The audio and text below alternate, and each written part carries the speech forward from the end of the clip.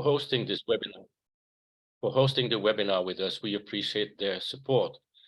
As you most certainly know, today's webinar, The Future of Work, Creating Tomorrow's Career Path Today, features Martin Storksdieck. He is the director of the STEM Research Center at Oregon State University and professor at the College of Education. Martin is no stranger to the museum field. His focus is on learning in formal and informal settings, and also on conversations on national level about workforce and career development. Martin is joined by Rita Diedrich, an independent museum consultant and a museumexpert.org volunteer. Today's webinar will be an interactive conversation, and we encourage all participants to put comments and questions in the chat box. Colleen Carter, another museumexpert.org volunteer, will be monitoring the chat and incorporating your comments and questions throughout the session. So do not hesitate to share any thoughts and remarks while this is ongoing. Rita will be starting these things off today. So Rita, take it away. All right. Thank you so much, Walter. I'm so delighted to be here.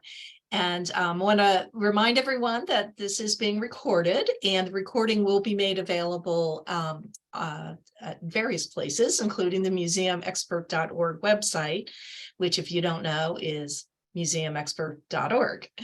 And I just do want to reiterate that we would like this to be a very much a conversation today. So we're not going to save questions for the end. Colleen, my colleague Colleen, will be looking at the chat and will be interrupting us as appropriate with interesting things to say and posing some questions for us too. So I hope everyone enjoys it and maybe is a little challenged today and gets a lot out of it. So Martin, you and I, we've known each other a long time, and you really have done so much important work in this whole wide field, museum field, really informal learning, non-formal learning, and have been doing some very interesting work too, all around workforce and career development. And so we wanted you to be here today to share some insights. So I had to look at my notes here because you did something, I want to say it was just 2 years ago or so, the National Science Foundation Convergence Accelerator on the Future of Work, which sounds so interesting. It was a multidisciplinary exploration of ways to connect workers with jobs of the future. Seems somewhat relevant to today's discussion. So, Martin, would you tell us a little bit about what that was about and maybe share some insights to get this conversation going? Yes, thank you, Rita. And I'm delighted to be here. I hope I have some insights that help people think about this stuff, future of work, safe career pathways, what you can do to make yourself an attractive member of a professional field, and potentially move from one field to the next, a nearby field or a different one, and what to consider about this. I'm not entirely sure I have lots of answers, but certainly have a lot of ideas and criteria to think about. Much of the work lies with the individual and sometimes with institutions. But Rita, yes, you're mentioning one of the projects that I was involved in was funded we were a first cohort of what was pretty experimental at NSF, the National Science Foundation, when they were thinking about the future of work, safe career pathways, and the use of artificial intelligence in support of that.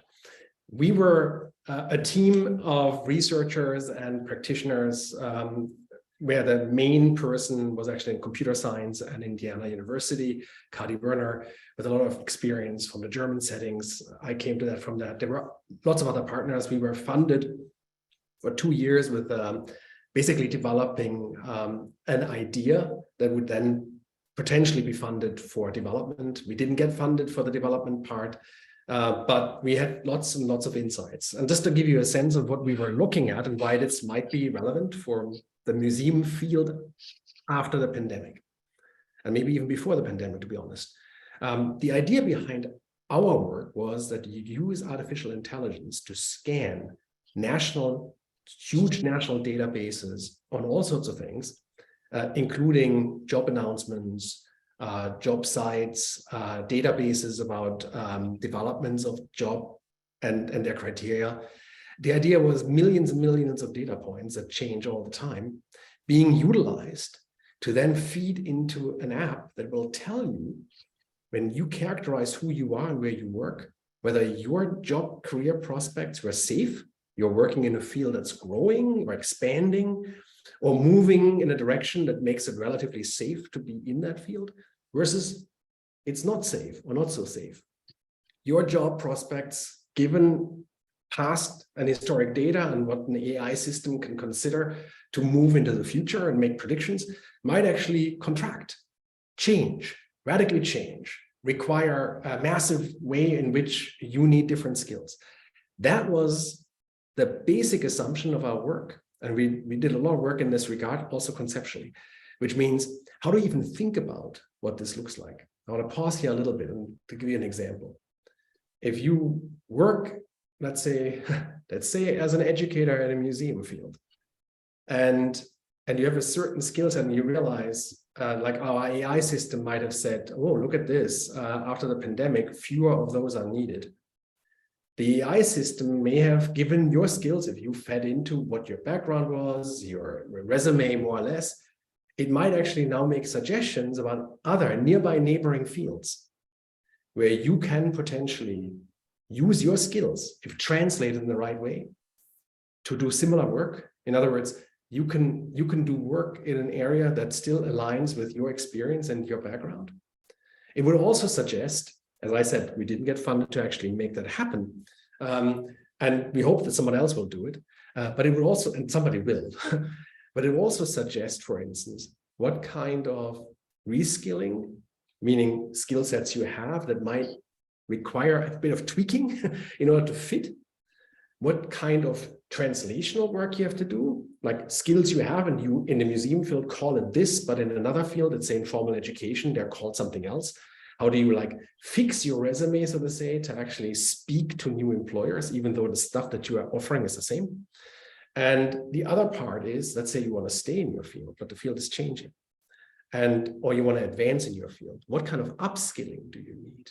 In other words, in what ways do you have to change your skill set that you have in order to stay either safe in your job career prospects or move in the direction, to use the Wayne Gretzky's, where the puck will be rather than where it is right now? So how do you think about the way in which you move yourself in your own career path, even if you stay where you are, such that you remain attractive for? And so that was the work we were doing. And we realized just how little was out there that helps people do this work. That was actually, it was shocking, the degree to which career counselors are struggling with this. People on jobs, HR professionals have a hard time thinking through the complexity of career pathways outside of narrow bands. So that's kind of the work we did. And out of this came all these ideas that basically the basic message is, while employers have responsibilities and there's changes happening and they're interested in nurturing potentially a workforce, potentially, at the end of the day, there's a lot of controls you have for yourself. But it means investing a little time and effort into understanding where you are and where you might want to go. Wow. That is one thing, the whole notion of using AI to facilitate this incredibly complex and ever-changing work blows my mind. I admire people who can think on that level. Thank goodness you do. And then just raises about 27 questions here. So I'm going to see if I can eke a few of these out. One is this sort of employer responsibility and controls yourself is one of the very last things you said. And it makes me think about something I read recently that described the work, the relationship, the long-standing, since the beginning of time, relationship between workers and employers as a implied social contract. And this notion that the social contract has been shifting for years. And I think the pandemic toppled it completely, or it seems to have. And so this implied agreement that employers will take care of good employees ongoing, just it doesn't work. It was always a lopsided power dynamic anyway. So I'm curious to see, where does loyalty have any place in the workforce today, from both the employer standpoint and the employee standpoint? I mean, what about loyalty? Well, that's an interesting question, because if you ask an academic what loyalty is, and by the way, you're also asking a German, so I come from a country where this idea of loyalty for working for a company where you have one employer for all your life, whether you work for Mercedes-Benz or for a small plumbing company, or wherever. My father worked for one employer once he had his professional job. That's it, never changed. That's changing in these European countries as well. So that's what I want to say, that idea of that bond between the worker and the company is probably breaking almost everywhere. Now, the question that you ask yourself is, why was there this bond? What was actually the purpose of loyalty? And the purpose of loyalty might have in some ways to do with a high transaction cost of finding new people, which have been lowered tremendously. So it's easier now for people to move and get a new job as it is for employers to find people who will work for them. People are not as tied to location. Loyalty was really important when people really stuck at their place, and you stay at the place, and you're a miner in a mining town. Your parents were miners, and you want your kids to be miners, and that's it. You're going to stay there. And the company has an interest in keeping people happy enough that there won't be a revolt, that they stay there, and they stay in this mindset of this family between the employer and the employee. And the employees had an interest in staying in their social structures. Very, very important. I mean, when you think about people moving around and childcare and so on and so forth, we are creating almost like new families all around. So there's strategies that say, and there's life circumstances that kind of make it important to be loyal. Let's say loyalty also, if you were the one employer who has something to offer, you're the sign center in one city and there's no other sign center around, and you know, you can't easily shift. There's a certain kind of sense of being stuck with one another. And the transaction cost of changing that is pretty high. But as I said, and this was actually in the US much earlier than it was, let's say, in Germany, that people felt, no, I can break this. In fact, it might be an advantage for me to break it. It was on both sides. Loyalty comes at a cost. The benefit we know, loyalty means stability for both sides. Lower transaction cost or none, right? Because you don't have to find new people and you don't have to look for a new job. You don't have to move. You grow up and you work within the social structure you're used to and lived with, and where your family is around, and so on and so forth. For the employer, it also oftentimes meant you can control the cost of labor much more easily. And so let's go to the disadvantage. The disadvantage for the employee is oftentimes that you can't advance as easily when you stay in one company. And the idea that you want to advance, that you want to go somewhere else, that you want to use the negotiation power of having other offers, and that employers don't really have an incentive of pushing you as hard upwards and when you're stuck. So there are some issues here with this loyalty thing on both sides. Breaking it is an advantage, but it requires a lot of transaction costs, moving, finding new jobs, searching for new people, and so on and so forth. Staying loyal might mean, for employers, by the way, not getting new blood in. So the new skills, you have to like constantly think when the business changes, how you take an existing workforce and you upskill or reskill it in such a way that you stay as an employer relevant in a changing marketplace. And the changing marketplace can be a sign center. Things are changing in our industry quite tremendously, and so loyalty is a double-edged sword, and that's indeed very important for people to realize. And I actually believe most people here probably do realize that. And COVID has shown you brutally, by the way, where loyalty has its limits. Like, you cannot be loyal to your employees if you have no money to pay for them. And that lots of people have experienced. And I think that's the sad part. Exactly. I mean, we could spend all day talking about COVID, so we don't, because we all experienced it. It was so disruptive. And it affected so many individuals, and everyone has a different story. And I mean, the thing that struck me is, I think, a paradox of, generally speaking, globally, we're much more transient world. It is easier to move, whether that's across town or across the country or to another country. Yet so many individuals are, for often very good reasons, I don't want to say stuck, but are attached to a certain geographic place. It could very well be you got kids in school, you've got elder parents, whatever it is, people can't get, I mean, you're absolutely right. If you were laid off from, the local history museum and you're local, can you really pick up and go to another history museum somewhere? A lot of people can. So there's this sort of global view, and then there's just that very individual view of it too. That actually reminds me of something I wanted to be sure to ask you about, and I have like so many notes here, so I still love my paper.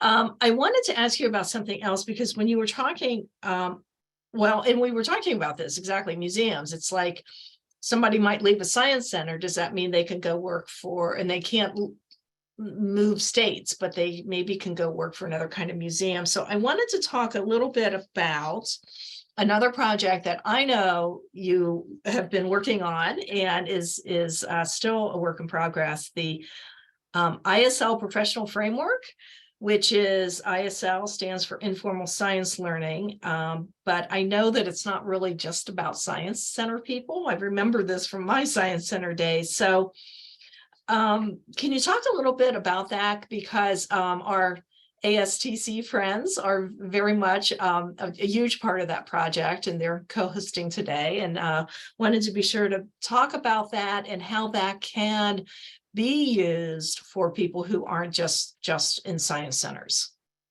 And yeah, and I'm going to share the screen soon about the ISL framework. But before I do, I want to just go back to what are frameworks, what are professional competency frameworks, and what purpose do they have? And just to give you a sense, in many jobs, there is a bit of a consensus, a societal consensus or a professional consensus on what it takes to do the job. You have to pass a bar exam as a lawyer. It doesn't matter what law schools you're coming from, but this bar exam guarantees that everybody has a kind of a similar kind of professional background. The same is true for physicians, right? And same is true for some engineering jobs. And the idea, and in many apprenticeship jobs that exist in Europe, whether you're a plumber, electrician, and so on and so forth, there are competency frameworks that say, this is what it means to be that professional. Now, the museum field doesn't necessarily have such a thing. And so, and it's hard to do this for a museum field. So we ventured a while back, and I'll say in a moment who we are, to try and develop one for at least science center, science museums, children's museums, a kind of a more narrow brick and mortar, non-living exhibits kind of a place that we were doing this. And why would we do this? It's not norms that you have to have. Nobody has passed any exam. It's a suggestion that comes from a range of people who come together and got funding to do it. The idea behind that is to basically define or suggest the kinds of skills it takes to be a professional in the field of informal science learning, more specifically, let's say, the more brick and mortar type science center, science museums, natural history museum type places. And the idea of saying what these skills might be is to create transparency. It gives power to the individual to know what to look forward to. It also empowers, of course, hiring managers, supervisors, and well, look at this, I have a sense of what to look for. But the transparency goes both ways. You know what's expected potentially, and somebody else can define what the expectations are. So frameworks of that type in all sorts of jobs. And by the way, the Visitor Studies Association also has one of those that's hidden somewhere on the website, being developed a while back. they're just for the purpose of transparency, they're really helpful. Let me go and show you quickly where this is and where the project stands, because it had been developed and now it moves forward with new funding, again with ASTC in the lead. Let me just share the screen quickly. So here is the framework. It's a website, islframework.org, where all the information lives. You can see it here. There are various ways to explore the website, but very quickly you can explore the framework itself. And the framework we developed, and who are the we? Let's go there first. About. You go to the page that says in the beginning. So ASTC was involved in this. My center, the STEM Research Center, was part of the research that goes into this website, and in the framework, the Center for Research and Evaluation, the Lifelong Learning Group at COSI Columbus, the Pacific Science Center, and then later the Institute for Learning Innovation and the University of Washington. We were all coming together to do empirical work. Basically, that was led by Joe Heimlich and Cree. Basically what's called a DACM process, getting people together who do work and analyze for 2 days in a workshop what exactly it is that they do. And based on these kinds of, so to say, workshopped professional analyses, we created this framework. And it had 4 major categories: institutional operations, institutional impact, general expertise, and job-specific expertise. And I'll just go into the job-specific expertise for a moment. If you click into it, you will find that we have categories here. In this case, institutional operations, institutional impact, job-specific expertise, general expertise, and we define what it might look like at 3 levels. And the 3 levels came about not because it's an advancement in your career, but initially it was how long are you on your job? Like level 1 was kind of 1 to 3 years, then 3 to 10, and over 10 years was level 3. It roughly has to do with the maturity in which you are on the job. And we then later translated that, and we tried all sorts of ways of saying it. We translated that in a way into like your sphere of influence. Let's say, understand that's institutional impact. That's in level 1. Understand the intended outcomes of my work, where I work and what I do, and recognize or measure the outcomes achieved. That is, in my sphere of influence, I know what I'm supposed to accomplish, and I have a sense of when I accomplish it. At level 2, you might still be doing this job, but at this point, you are identifying and contributing to the impact of the entire institution, what my work does to help the institution move forward and on its intended audiences. And then 1 level up, you might you still do all of these things. You know what your impact on your work is, you know what's expected, you can now talk about your institution, but maybe now you actually start beginning to think about the entire field. What does this contribution that I'm making, or my institution makes, how does this help create impact of informal STEM learning as a field on society? So the reason why this exists is to give some guidance. I'll stop sharing now again. People can explore it. I think it's pretty easy to explore now. I don't know how to stop sharing. Here we go.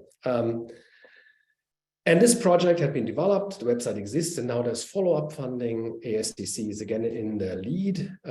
Cree and Joe Heimlich are still part of it. We are part of it.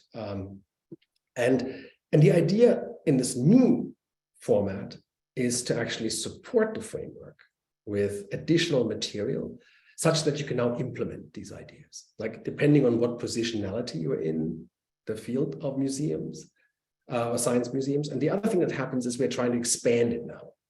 Things have happened since we developed it a few years back, COVID being one of them, George Floyd, racial reckoning, another thing. And we were looking into expanding this in 2 dimensions. Number 1, taking into account what might have changed at this point in time, the radical changes that we saw, but also expanding what it is, where it is valid, like moving beyond the Science Center, Science Museum, Children's Museum, Natural History Museum, to include more forms of informal science learning institutions. So that's that framework. And we are, as I said, this team is now developing more or less resources and materials for professional learning at the level of the institution as well as at the level of the individual. So this is not just helping HR managers and supervisors, this is helping you as an individual think, where might I go? And I want to say, when you have these four quadrants of the framework, 4 levels in it, 16 levels, we don't expect that somebody is low or high on any one of these throughout. This is a kind of profile that you could develop for yourself, where you can say, oh, here is where I'm probably still in the beginning phase, and here is where I have a lot to offer and where I have a lot to say and where I'm really well-grounded. And not everything is, of course, relevant to the work that we do. So it's a fabulous framework, and I knew some things about it before, but I love hearing more the explanation and the fact that it is still being worked on. So you answered one of my questions, which is it changed now with all of the happenings of the last few years that have caused such disruption? And I suspect you're still exploring that. This is where in the early phase, the project has just kicked off under the leadership of Heidi Ballard, not Heidi, Melissa Ballard, no, another. Melissa, sorry for that. Melissa Ballard at ASTC is the PI, and she enables a team to ask all these hard questions. Like, what needs to be changed? We're engaging the community again in conversations around this, but also what do we need to do in order to make it practical for people? And I really want to point out this idea of curating. If you curate yourself, it can help you just look through it and ask yourself, where am I here? A self-assessment tool is another thing that's going to be developed. And I know it's not meant for history museums or art museums at this point in time, but and we're not there yet. But people can still potentially be inspired by it and ask themselves questions like, what would that look like in my field? And ask themselves questions about where they see themselves, like how am I currently working? What are my strengths? What are my weaknesses? It's very interesting because the mission of museumexpert.org is, as we see ourselves as a community of museum people currently working in museums, used to work in museums, still want to work in museums, want to work in museums. The mission really is about fulfilling careers. And you've alluded to that, you've said this several times here already today, is it really to a large extent is our own responsibility. We can, sometimes there's good luck, sometimes there's bad luck, but each of us has his responsibility. So what I love about the framework is it has, as a framework, okay, so you're right, the competencies as developed for science centers may not hold for art museums, but I think if you take a step back into non-formal learning, mission-based organizations, the framework holds. And so an individual can look at it and say, I'm going to stay where I am, but go deeper. Or I can say, I want to explore more things across that are relevant and important across the museum field. So I love that it has those 3 dimensions to it. And using it as a self-assessment tool, I think is incredibly important. So I have a couple questions that I'm going to go with from there, but I wanted to check in with Colleen. Colleen, have we had any reactions to the framework or what's been going on so far? There's a pretty hot conversation going on, and no offense to Martin, around volunteering in museums in the chat. And as we've seen, in previous webinars, Rita, we've had a lot of relatively recent graduates, new to the museum field, really trying to figure out how to get in, how to break through and get that first paid job. And of course, the chat is talking a lot about, volunteering and networking. And of course, we've even had comments around the fluidity of this time in museums, where the expectation to volunteer, to work for free, to crack a industry that you already have a degree in, that you would think you should be able to get an entry-level job, but yet you've got to have the financial freedom to have this period of time where you work for free to really prove yourself, apparently. And there's just some frustration around that. And, we all have bills to pay. We want to eat, we want to pay our rent, and would like to not have to work for free in order to crack into this field. So Sure. Mark, or Rita, do you guys have any thoughts around that particular topic? Probably not very helpful, but just to say that museums are not the only mission-oriented professional field or where this is the case. People in the environmental field see this, and then many others. So I would like to say that this is a real problem. The problem that we have gatekeeper institutions like volunteering for little or no money, like getting degrees that are expensive for entry jobs that will not pay enough to actually pay for the education you got, the graduate degree in whatever program it is. So these are gatekeeper institutions that keep our field artificially low in terms of its diversity. Mm-hmm. The degree to which institutional leaders recognize that, I think it's pretty high. People know this is a problem.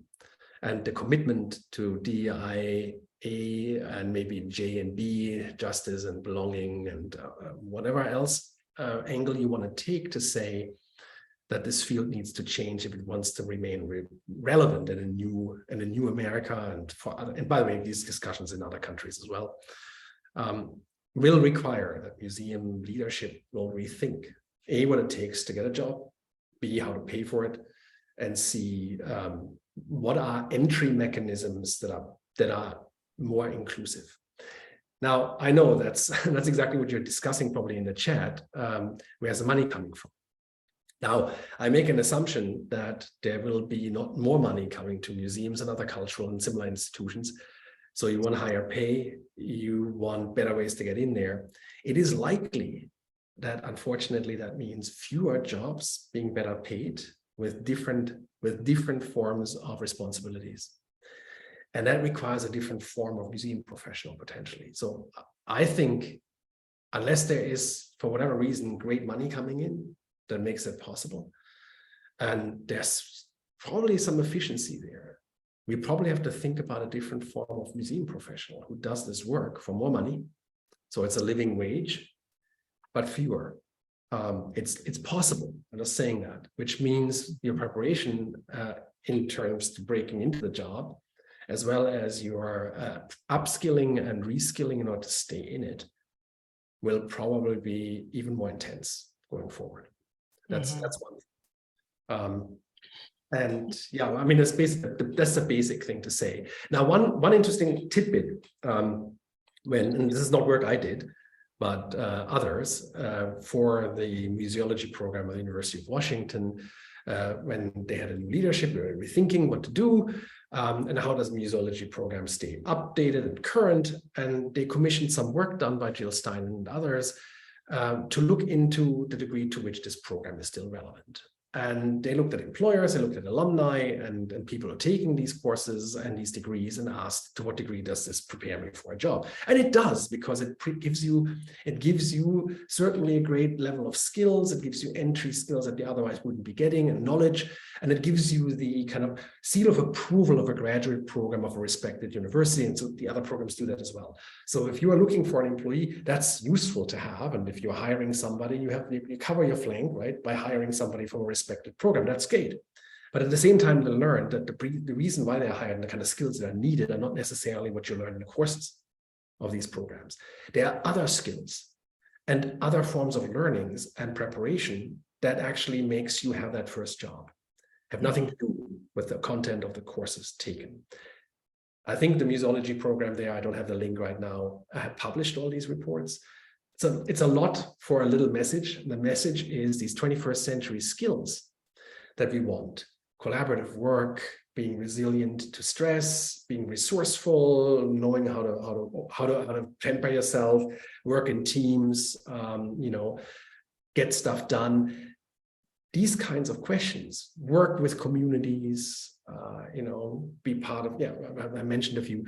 These are really important, and you can get them elsewhere, not just in a graduate program, and you can get them in a different job. That's the important thing now. If you get them in a different job and you want to break in, or you want to use the skills you developed on the different career pathways. Do not assume that the way you are writing it on your LinkedIn profile, and please have a LinkedIn profile and curate it, because that's where you have a chance to author yourself, and that's where people go and look.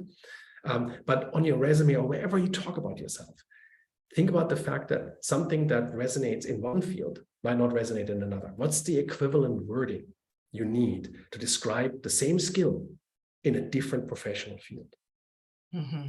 And that might require looking over lots of job announcements and see how it's being termed there, talking to people, discussing that with people.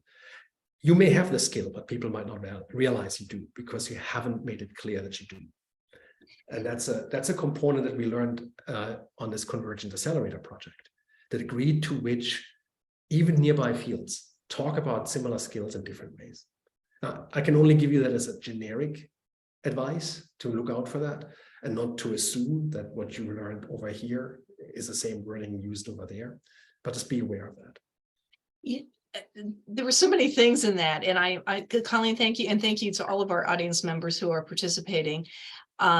This notion of volunteering, and in full disclosure, right, I'm sitting here today in a volunteer mode, so what I think about volunteering is maybe a little skewed at the moment, but the thought that it has to be that way, you have to do that in order to even get into the field.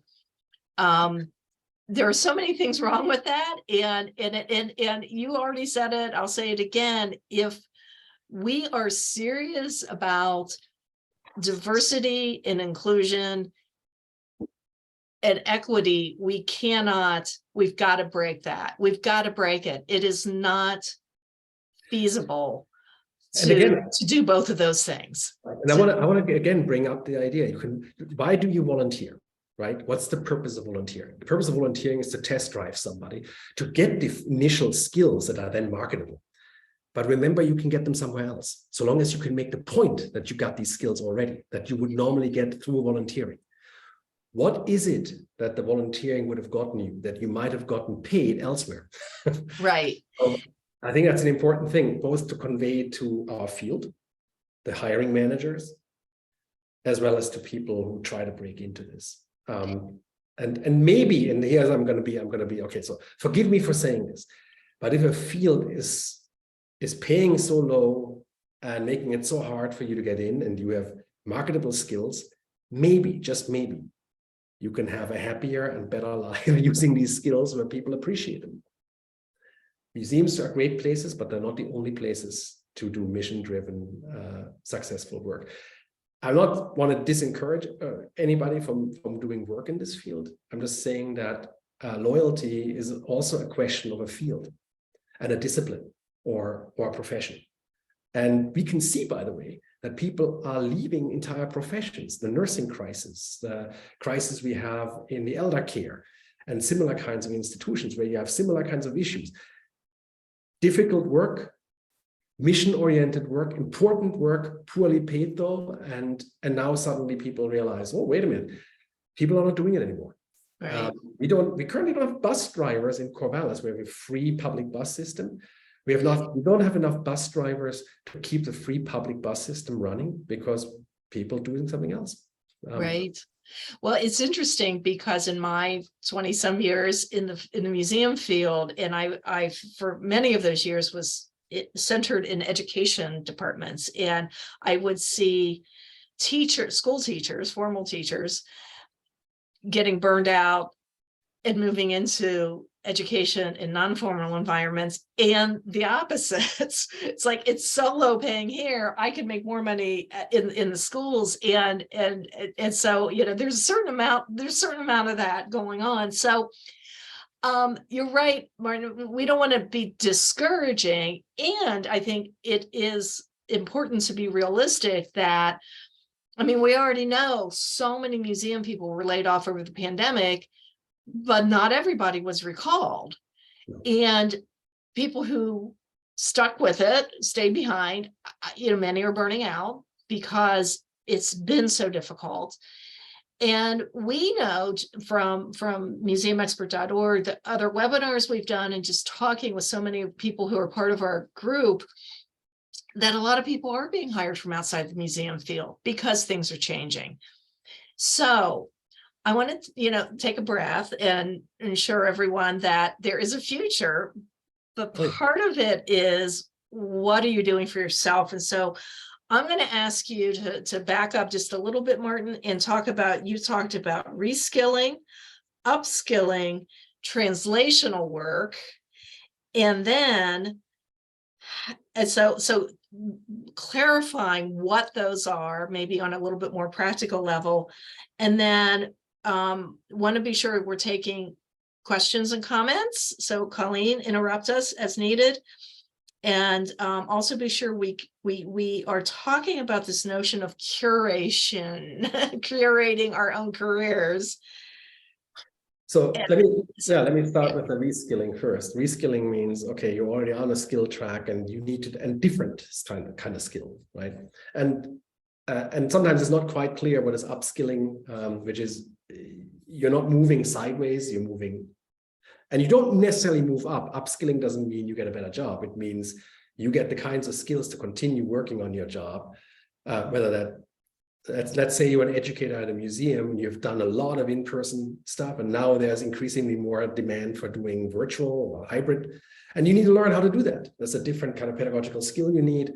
And there might be ways in which you can do this on the job itself, painful, or maybe there's a webinar you can take, or maybe there's a workshop. The idea of upskilling here is to add more skills or change the skills you have in order to continue the work you're doing, and potentially continue the work you're doing at a level higher up. So what does it mean to, let's say, suddenly manage people when you become a supervisor? Reskilling, you need to adjust to a different thing. You gave the example, teachers coming to the museum field or museum people coming to the teacher and in the formal education field. And oftentimes without a full understanding of how different they actually are. So informal educators who come to the teacher side, of course, have to suddenly learn how to be an even smaller cog in an even bigger wheel, and learn all the constraints you have in teaching, from standards to assessments to adhering to all sorts of rules that you didn't have before. And teachers who come to the informal world suddenly find that, no, they don't have a captive audience. It's a very different job. and so people vote with their feet and not just with their boredom and their bad grades. And so that is kind of a reskilling at a minor level. Reskilling might mean that you have been in operations and you have helped in a museum doing technical work, and the foundation of the technical work is changing. And one of the questions for museums, of course, is the degree to which they allow for that, have money for it, and manage it, rather than let it happen randomly, or rely on turnover to readjust skill sets that they need on the job. Turnover is a way to manage it. It's a terrible way to manage it. For all the directors out there, it's a terrible way to manage it, but it's a way to manage it. And so that's something I wanted to say. So upskilling, reskilling, very important. We talked about translation. If you want to write a resume as an educator from a museum to apply for a teaching job in the formal sector, you know very, very clearly that you have to translate. What you have as skills on your resume is not the same. That's an easy example. Somebody in the chat is talking about this. It's easy. It's actually the way I suggest doing on a low level, low cost, low tech version is to talk to people in the field that you want to go into about who you are, and talk with them about how they would say these things, and then rewrite your resume or reformulate. And that goes back to my little thing. I want everybody to really go on LinkedIn, be there and author it and update that damn thing on a regular basis. Because if you are not out there putting little pointers out, people will be looking. Then you are not known. And this is where you can say what you do, and you can update this constantly. So you don't have to change your resume. You can put additional things out there if you can. A little blog, a post you do, the confirmation of someone else's post. You create a profile of yourself that makes you interesting or boring. If you don't update stuff and never have any action on it, people think you don't value your own career. If you don't value your career, why would somebody else? And I'm not saying everybody should flood LinkedIn or similar kinds of social sites and be on Twitter all the time. That would be overwhelming. But pay attention to the idea that you're authoring yourself. And when you author yourself, you present the way you want people to see you. And that can change. Just because you've written that little blurb on LinkedIn once doesn't mean you can rewrite, as the case is when you look for new jobs or when you wonder about opportunities or simply want to let people know who you are. So to me, that's a really important lesson, because everybody I talk to, just to let you know, everybody I talk to, including myself, are lazy about doing it. Oh yeah, I should go there. I haven't looked at it for a long time. Don't.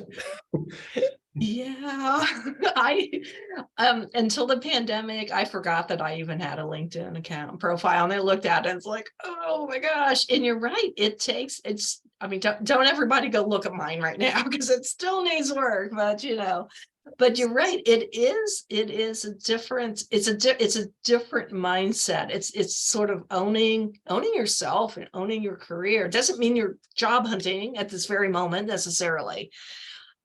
And it doesn't give you like the difference between level 2 and level 3, like on my job, you can make it clear. For instance, have you made contributions in your discipline, in your field, in what you do to a national conversation? Did you post reports that people have been writing about something in your job? Like, are you being part of this conversation that people can see, oh yeah, this person cares about these things at a larger level. And so your footprint is, of course, not just on LinkedIn. Wherever you have a footprint, be aware of it. I remember times when people said, if you Google yourself, you're just a vain weirdo. Today, it's more like, oh, if people look for me and they look after they try to find me and see who I am beyond what I wrote in the application, what will they find? What will be the first hits? Be aware of that, because that's how people see you. And I think that's an important thing to remember. Colleen. Hi. So yeah, there's some chats going back and forth, and thank you for all of that, Martin. Very much appreciated. Around contract work, and instead of volunteering, is it worthwhile to try to sell yourself as a contractor or a consultant or however? But then of course, you come back to the same conundrum, right? Of it's still about your network. It's still about who you know. And you only get that by actually working in a museum, whether that's paid or unpaid, volunteer or staff. So yeah, there's some discussion about contract work, but I'd like to hear, Martin, what your thoughts are. Like, is that a worthwhile avenue to pursue, or because there's no benefits, it's so unstable, is that maybe not the right way, not the right path for long-term stability? So here you're like getting into this whole idea of the gig economy, right? Everybody is their own entrepreneur. You're not having a job anymore. You're contracting because you're flexible. Contracting, let me put it this way. Contracting is certainly getting paid for doing contract work short term is certainly better than free volunteering when it comes to that. Somebody appreciated enough what you want to do that they give you money for it.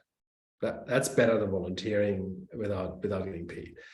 At the same time, and it's better than not having a job if you need one, or getting money in if you don't have it yet. And serial contracting can develop. I mean, I know a lot of people who've been contracting for a while before they had a job, or made it even work to be a contracting person, and then moved into a profession where contracting was actually the way to go, because if you became a consultant, you're not tied to one institution. You can work for multiple institutions. There's lots of consultants out there who do that. Is that something you want to do? That's a different story. Is contracting just a means to an end in order to get a job? I know lots of people who contract with the federal government because the federal government artificially holds the employees low by contracting. So yeah, I think there's per se nothing wrong with contracting. I want to acknowledge, though, that if you do this, the rule on authoring yourself is even stronger. Like, what have you contracted? In what ways had that helped you? What have you learned from it? That is a marketable skill that goes to the next contract. So if you do a contract, you not just fulfill somebody's work requirement. You've done something, you learned from it. I think it's making sure that when you contract, that you see that as a series of opportunities to grow. I'm going to add my 2 cents because I've been through this recently. And so we did a webinar, museumexpert.org, oh gosh, a year and a half ago, and it was called The Tales of the Reluctant Freelancer, because that was me at the time. And it was a very interesting discussion. And some of the things that we talked about, it was really a great talk. It was group therapy for me, I'll just admit it. But then we got into a little bit of a difference of freelancing versus consulting. Well, technically, there's no difference, but there's a little bit of a mindset. And so freelancing is sort of like, hey, this gig economy, I've got some skills, I could make some money, go for it. So many people are doing that these days. But for me, the mind shift was, am I going to start a business? And don't underestimate what it takes to make a commitment to actually start and run a business. Now, it doesn't have to be really complicated, but let me tell you, the lead time on things is longer than you might think. And so I think that, you know, what Colleen said about it, you sort of have to know some people. If you've got skills that you can do some freelancing, you still have to have some connections to get in and do that so that you can make some money at it. And I really do like what Martin says, is like, if you can get paid for it instead of doing it for free, then by all means do that. You know, that is, again, taking that ownership. So my 2 cents worth on that. We can stop making this about me now. Well, I think we have time for maybe just one more quick question, because I know we're almost out of time. But there's been some questions around LinkedIn and really updating that around, you know, personal websites. These things take a lot of time and effort, sometimes even take a professional to help you out, or, you know, as far as looking for an actual job, you know, connecting with a recruiter or a job coach, a career coach, or something like that, which of course, so many of those things cost money. So didn't know if you guys had any strategies or tips for navigating any of that. I mean, it's either sweat equity or money. You're right. That's what I talked about when I said that this economy where people are constantly having to sell themselves or market themselves, and where employers are constantly looking, is expensive for both sides. I mean, that's where loyalty comes in, right? If you're hanging out at the same employer and you slowly move through the ranks, or you get better paid over time because you're becoming more experienced in what you do, that is a huge advantage for everybody. Stability. You don't have to update a LinkedIn profile under those circumstances and think about your resume. You know, so no, I agree. It's terrible. So I don't say this is a good thing. I'm saying it's a needed thing in the situation that you might find yourself into. It's sad, as somebody says in the chat. I agree. It would be better if it weren't. However, whether you do it on LinkedIn or anywhere else, even if you are in the most loyal institution of all and you stay there. I'm currently working as an advisor. I'm on the science advisory board for NOAA, the National Oceanic and Atmospheric Administration. It's a federal agency. And we are looking at DEIA efforts there, like critical analysis. And what we learn about how people have to sell themselves, how difficult it is to advance depending on where you are from and what your background is, and how difficult it is to be seen and appreciated. That component that you sit and do your work diligently, competently, wonderfully, and somebody will see it and say, this person needs more money. That never happens. Like, great if that would ever happen, it doesn't. So in some ways, we're always in charge of being able to present ourselves in a good light, because at the end of the day, the good work you do, you need to let people know about, because they might not see it, because they're themselves busy. Whether they have an institutional interest in ignoring you is a different story. But even if they didn't, they might still not know. So it behooves us to be proactive about the idea of knowing how to speak about our skills, how to know what it is that we can contribute to stuff, when to change, and also to know at some point when to bail, because they'll never appreciate what I do. So it really is it is an important thing to reflect on who you are, what you bring to the table, and to update that every once in a while. Be proud of what you do and what you can do. That's my message, because nobody else will do it for you. You know, Martin, thank you so much for that. And I'll add 2 cents before I turn it over to Walter to take us out, the hour out. It is work. It's hard work. And, you know, we're not here to sugarcoat it. But you know, you hear the term labor of love, you know, it's labor of love if you do this work for yourself. And at the same time, I'm going to end on a rhetorical question for anyone out there who is a supervisor or is in a position of influence, is what can you do to support the people in your museum who want to grow? We all want this kind of personal and professional growth. What can you do to support each other? And especially if you are in a position of influence or a supervisor, to support that. And you know, so help yourself and help those around you. That's what community is about. So on that note, I'm going to turn it over to Walter to say just a word or two before we go. Thank you so much, Rita, and I really appreciate the last sentence and the last question that you asked to everyone around, because that is also in line with many of the objectives that we have as an organization, which is how can we help build community in museums where people work together to facilitate that upskilling for everyone, right? So thanks, Martin, for joining us today for this contribution. I was a little bit skeptic about how can you fill 1 hour with this, but you have no problems at all to do that, obviously. But also thanks to our audience, because they were very, very involved in the whole conversation, and the chat has been no offense to you, as important maybe as the talk, because there is so many things that have been said in there that we have not been able to address. But for those who have done that, just be assured that we keep these things, we look at them, and we discuss them for further webinars and activities that we want to do. So this is not lost at all if we have not answered your question. So before the last word, in March, we have a very special month, and this is March will probably become in the future the museumexpert.org month of meeting with people. For 2 years now, we have had webinars where we see you in the chat, and some of you sometimes we hear your view, but we have never met. And we feel that that is a gap in the work that we do, and we really want to meet with people. So next month, we have for the first time 4 meetings all over the country in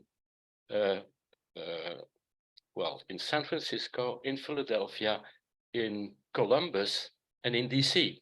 So you will see an announcement about these 4 places, and it's more like a sort of a happy hour type of event where we invite you to join volunteers from Museum Expert, discuss your experience with us, the questions that you have, and things that you would like us to do in the future. We really want to build more connections with our membership and our contacts.